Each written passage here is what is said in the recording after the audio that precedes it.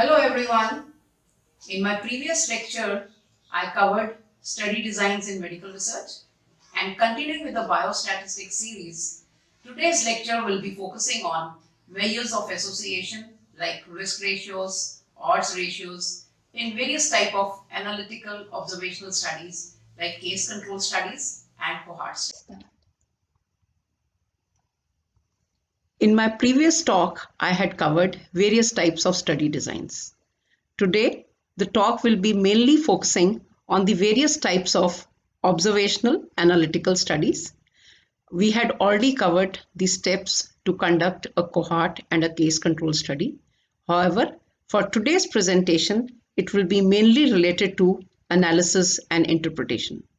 We will be covering two most common types of measures of association, that is relative risk and odds ratio. Teaching in midst of corona pandemic, I'll try to explain various concepts using contextual examples. We all are aware that in the beginning of pandemic, hydroxychloroquine seemed to be a very promising drug, and ICMR had recommended chemoprophylaxis with hydroxychloroquine in the asymptomatic healthcare workers treating patients with suspected or confirmed COVID-19 and for asymptomatic household contacts of confirmed cases. And many of you have been probably taking this prophylaxis. So let us take a hypothetical example of we want to study the association between COVID-19 occurrence and hydroxychloroquine prophylaxis among healthcare workers in a hospital setting. So now there are two ways of doing this observational analytical study. One, it can be a forward-looking prospective cohort study or a backward-looking case control study.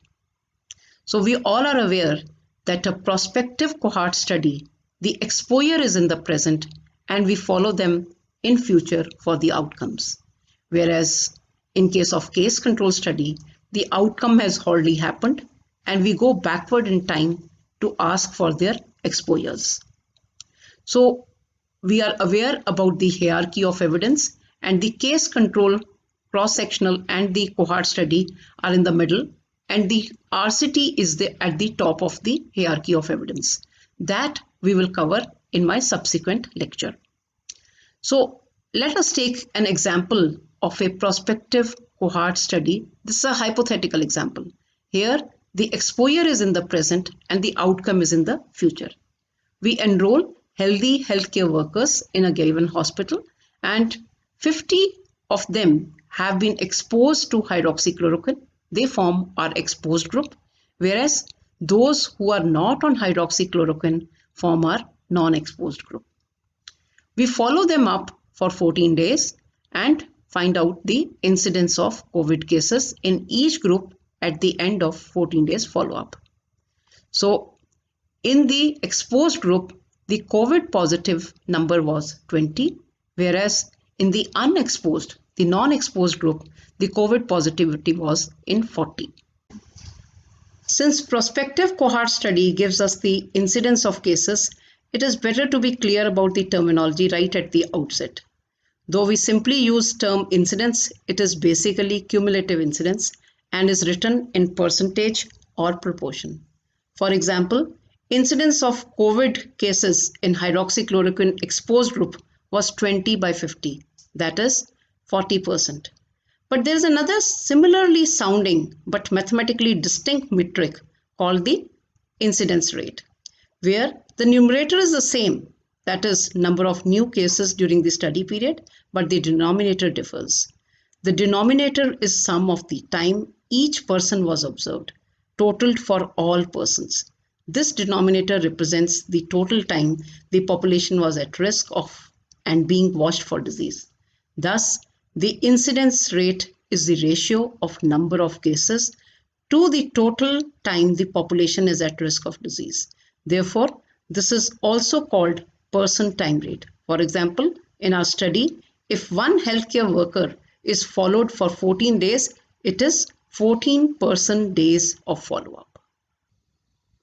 Just to complete the picture, besides incidence and incidence rate, we have other epidemiological measures like point prevalence, which is used in cross-sectional studies, and period prevalence, which is more relevant for chronic diseases like tuberculosis. The reference below gives a nice explanation for all these variables. This picture gives us a good insight into the concept of odds. So here the odds are number of failures against the number of successes.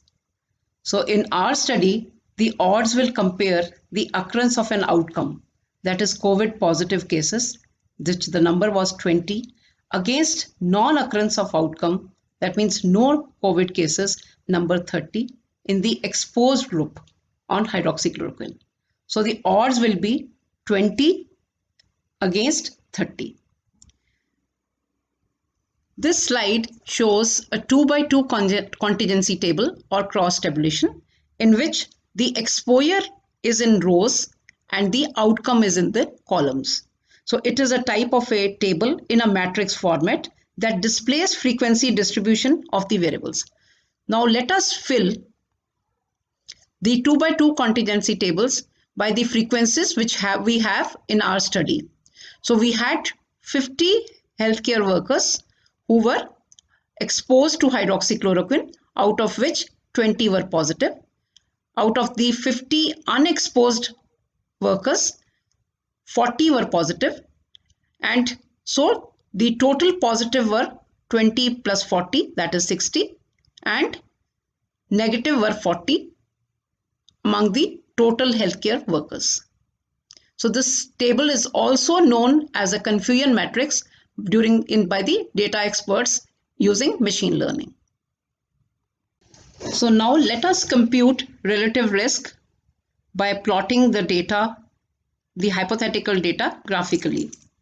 So among the exposed group, we had 20 COVID positive, which means the incidence of COVID cases in the exposed group was 20 out of 50.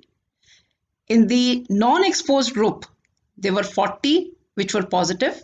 So the incidence of COVID positive cases in the non-exposed group was 40 by 50. So the relative risk ratio will be the incidence of COVID cases in exposed group divided by the incidence of COVID cases in the non-exposed group. So that gives us the relative risk or the risk ratio. So in this case, it will be 20 by 50 divided by 40 by 50, which is equal to 0.5. And I'll be subsequently explaining the interpretation of the relative risk ratios. So let us compute odds ratio using the same hypothetical data. So among those exposed to hydroxychloroquine, the occurrence of COVID positivity was in 20. So the odds of COVID occurrence in exposed group was 20 against 30.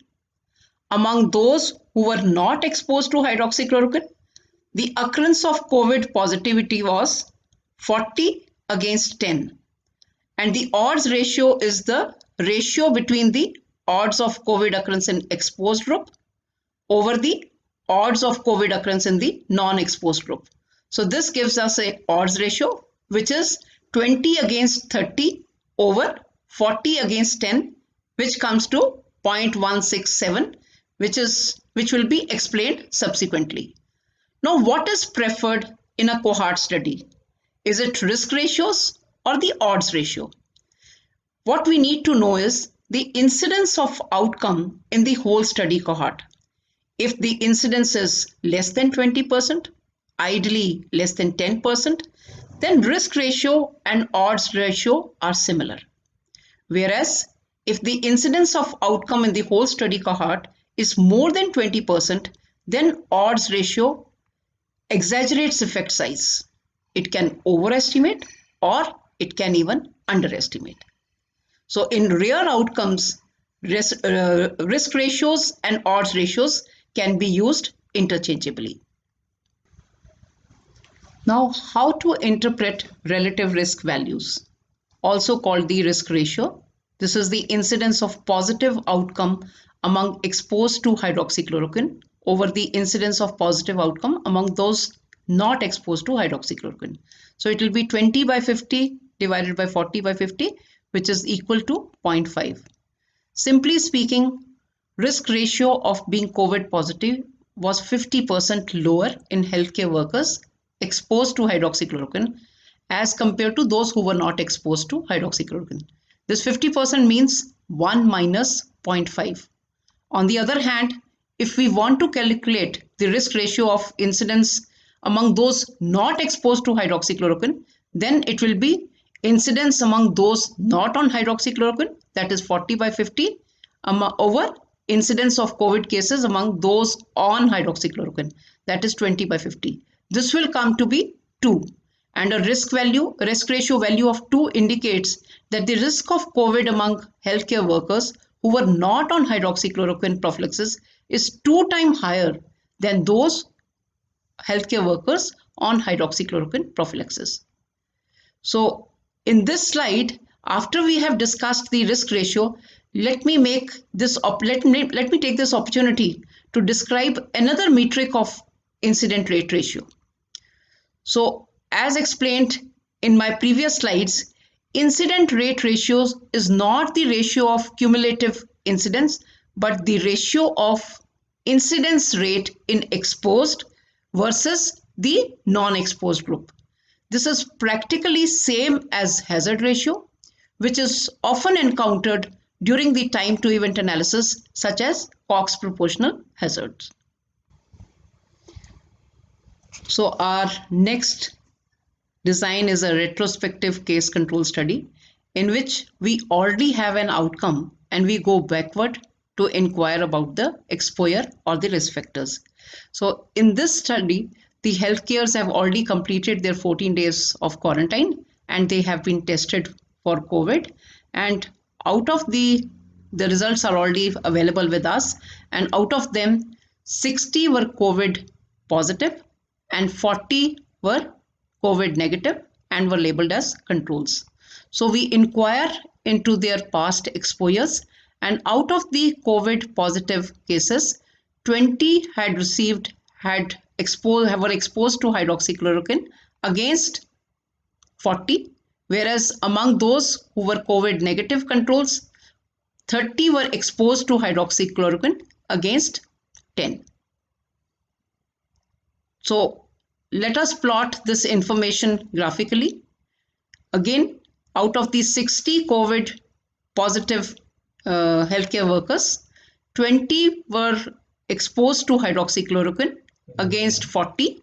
So the odds of past exposure to hydroxychloroquine in COVID positive is 20 against 40, and among COVID negative controls, those exposed to hydroxychloroquine were 30 against 10. So the odds ratio will be 20 by 40, 20 against 40 by 30 against 10, which will give us a ratio of 0.16, that is almost equal to 0.17.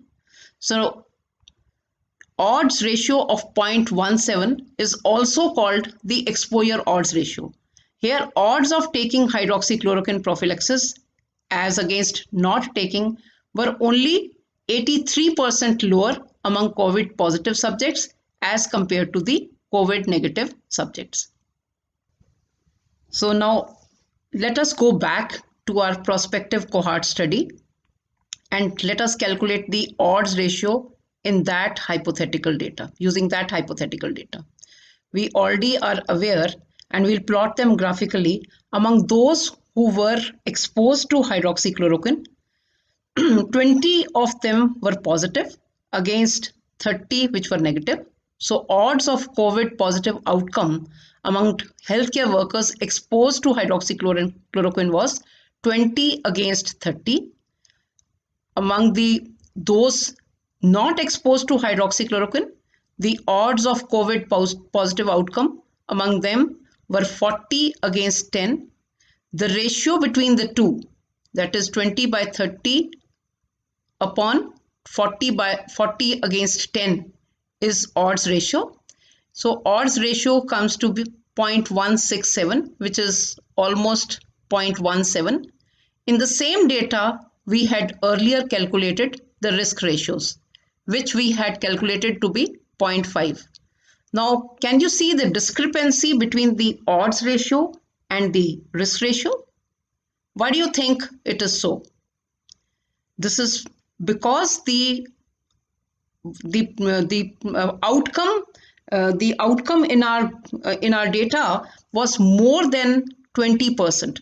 So that is why there is a discrepancy between the odds ratio and the risk ratio in this particular example. And here the odds ratio of 0.17 is also called as the outcome odds, which means the odds of being COVID positive among the hydroxychloroquine takers were 83% lower than those who were not on prophylaxis. Odds ratio are cross products and are symmetrical to outcome. Let me explain these two concepts in this contingency table. So, odds ratio of COVID positive cases in the exposed versus non-exposed can be calculated using this cross products, that is AD by BC, and which we get the same odds ratio which we had calculated earlier. Now, if we have to calculate the odds ratio of COVID negative cases, that is the opposite outcome among exposed versus non-exposed, we simply have to inverse what we have calculated in the previous odds ratio, that is 1 by 0.167, which is equal to 6. This property of taking the inverse of the odds ratio to calculate the odds ratio for the opposite outcome shows that the odds ratios are symmetrical to outcome. Another important concept which I have not discussed earlier is attributable risk. This effect size measure is basically a relative risk difference, and it combines risk difference as well as incidence. It can be again computed by using the 2 by 2 contingency table, and it can be calculated as incidence among exposed minus the incidence among non-exposed over incidence among exposed into 100. This attributable risk basically explains the percentage of outcome that can be attributed to a given exposure or a risk factor. If the exposure variable is beneficial and decreases the risk, then it will give to preventable risk instead of attributable risk. So let me finally summarize the study design and measures of association. In a cohort study, we calculate the relative risk or the risk ratios, and if the incidence of outcome is rare, then we calculate the odds ratio. In a cross-sectional study, we calculate the prevalence ratios. Although we have not discussed prevalence ratio, it is similar to the relative risk, only difference being that we calculate prevalence because it is a cross-sectional study, the prevalence among exposed upon the prevalence among the non-exposed. And again, if the outcome is rare, we calculate the odds ratio. In a case control study, since we do not have incidence, we calculate only the odds ratio. In a cohort study with time to event, we calculate the incident rate ratio or the hazard ratio. So this is all for today. I hope that today's lecture was useful to all of you. My next lecture will be on randomized control trials. Till then, take care and thank you for listening.